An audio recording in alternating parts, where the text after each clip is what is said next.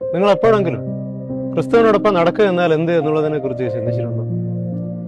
ക്രിസ്തുവിനോടൊപ്പം നടക്കുക എന്നത് കേവലം ഒരു ആത്മീയ പദപ്രയോഗമല്ല, മറിച്ച് നമ്മുടെ ജീവിതത്തിന്റെ ഓരോ നിമിഷത്തെയും നിർണ്ണയിക്കുന്ന ഒരു സജീവമായ ബന്ധമാണ്. ബൈബിളിൽ ഹാനോക്കിനെ കുറിച്ചും നോഹയെ കുറിച്ചും പറയുമ്പോൾ അവർ ദൈവത്തോടുകൂടെ നടന്നു എന്നാണ് രേഖപ്പെടുത്തിയിരിക്കുന്നത്. അതായത് അവരുടെ ജീവിത രീതി ദൈവത്തെ പ്രസാദിപ്പിക്കുന്ന തരത്തിലുള്ളതായിരുന്നു. ഈ യാത്ര എങ്ങനെ നമുക്ക് ആഴത്തിൽ മനസ്സിലാക്കുവാനും പ്രാവർത്തികമാക്കുവാനും കഴിയും? പ്രധാനമായി 4 കാര്യങ്ങളാണ് എനിക്ക് മനസ്സിലാക്കുവാനായിട്ട് കഴിയുന്നത്. ഒന്ന്, ഇത് സത്യത്തിലേക്കുള്ള ഒരു യാത്രയാണ്. ദൈവത്തിന്റെ വചനം എന്നുള്ളത് നമ്മുടെ കാലിന് വിളക്കും പാതയ്ക്ക് പ്രകാശവുമാണ്. ഒരു കുന്നിന്റെ മുകളിലേക്ക് നാം നടക്കുമ്പോൾ ദിശ വ്യക്തമാക്കുന്ന ഒരു വഴിവിളക്ക് പോലെയാണ് ദൈവത്തിന്റെ വചനം.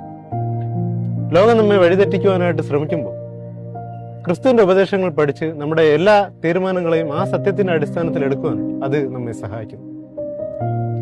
വചനത്തിലുള്ള ഈ അടിത്തറ നമുക്കില്ല എങ്കിൽ നമ്മുടെ നടത്തം എന്നുള്ളത് നിശാബോധമില്ലാത്തതായ ഒരു കാര്യമായിട്ട് മാറും. രണ്ടാമതായിട്ട്, ഇത് സ്നേഹത്തിലുള്ള ഒരു പങ്കാളിത്തമാണ്. ക്രിസ്തു നമ്മെ നിരുപാധികം സ്നേഹിച്ചതുപോലെ നാം മറ്റുള്ളവരുമായിട്ട് ഇടപഴകുമ്പോൾ ക്ഷമയോടും കരുണയോടും നാം ആയിരിക്കണമെന്ന് അത് നമ്മോട് പറയും. നാം ക്രിസ്ത്യാനികളാണ് എന്ന് പറയുന്നതിനേക്കാൾ നമ്മുടെ പ്രവൃത്തികളിൽ ക്രിസ്തുവിന്റെ സ്നേഹം അത് കാണുമ്പോൾ മാത്രമേ ലോകത്തിന് നമ്മെ തിരിച്ചറിയാനായിട്ട് കഴിയും. ആവശ്യമുള്ളവരെ സഹായിക്കുക, കരുണയോടെ മറ്റുള്ളവരോട് ഇടപഴകുക, ശത്രുക്കളോട് ക്ഷമിക്കുക, ഇതെല്ലാമാണ് ക്രിസ്തുവിനോടൊപ്പം നടക്കുന്നതിന്റെ സൗന്ദര്യം എന്ന് പറയുന്നത്. മൂന്നാമതായിട്ട്, ഇത് ദൈവത്തിന്റെ ആത്മാവിലുള്ള നമ്മുടെ ആശ്രയമാണ്. നമ്മുടെ സ്വന്തം ശക്തി എന്ന് പറയുന്നത് അത് വളരെ പരിമിതമാണ്. അതുകൊണ്ട് പാപത്തിൽ വീണു പോകുവാനായിട്ട് നമുക്ക് എളുപ്പമാണ്.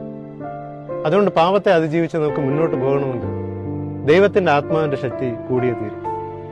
നമ്മുടെ സ്വന്തം കഴിവിൽ ആശ്രയിക്കുന്നതിന് പകരം ഓരോ ചുവടുവെപ്പിലും ആത്മാവിന്റെ നിയന്ത്രണത്തിന് നമ്മെ തന്നെ വിട്ടുകൊടുക്കുമ്പോൾ നമ്മുടെ ജീവിതത്തിൽ ആത്മാവിന്റെ ഫലങ്ങളായ സ്നേഹം, സന്തോഷം, സമാധാനം എന്നിവ കൊണ്ട് നിറയുന്നത് നമുക്ക് കാണുവാനായിട്ട് കഴിയും. നാലാമതായിട്ട്, ഈ നടപ്പ് എന്ന് പറയുന്നത് സ്ഥിരതയുള്ള ഒരു യാത്രയാണ്. നമ്മൾ വീഴുമ്പോഴെല്ലാം ക്രിസ്തുവിന്റെ കരം എന്നുള്ളത് എപ്പോഴും നമ്മോടൊപ്പം ഉണ്ട്. ഈ യാത്രയുടെ ഒരേ ഒരു ലക്ഷ്യം എന്നുള്ളത് ക്രിസ്തുവിനെ പോലെ ആയിത്തീരുക എന്നുള്ളത് മാത്രമാണ്. നമ്മുടെ ജീവിതത്തിന്റെ അവസാന നിമിഷം വരെ യേശുവിനോടൊപ്പം നാം നടക്കേണ്ടതായിട്ടുണ്ട്. അതിനാൽ ഇന്നു മുതൽ കൂടുതൽ ശ്രദ്ധയോടെ, കൂടുതൽ സ്നേഹത്തോടെ, കൂടുതൽ ആശ്രയത്തോടെ യേശുവിന്റെ കൂടെ നടക്കുവാൻ നമുക്ക് തീരുമാനമെടുക്കാം. കാരണം ഈ യാത്രയാണ് നമ്മെ സ്വർഗത്തിലേക്ക് നയിക്കുന്നത്. God bless. നിങ്ങൾ എപ്പോഴെങ്കിലും ക്രിസ്തുവിനോടൊപ്പം നടക്കുക എന്നാൽ എന്ത് എന്നുള്ളതിനെ കുറിച്ച് ചിന്തിച്ചിട്ടുണ്ടോ? ക്രിസ്തുവിനോടൊപ്പം നടക്കുക എന്നത് കേവലം ഒരു ആത്മീയ പദപ്രയോഗമല്ല, മറിച്ച് നമ്മുടെ ജീവിതത്തിന്റെ ഓരോ നിമിഷത്തെയും നിർണ്ണയിക്കുന്ന ഒരു സജീവമായ ബന്ധമാണ്.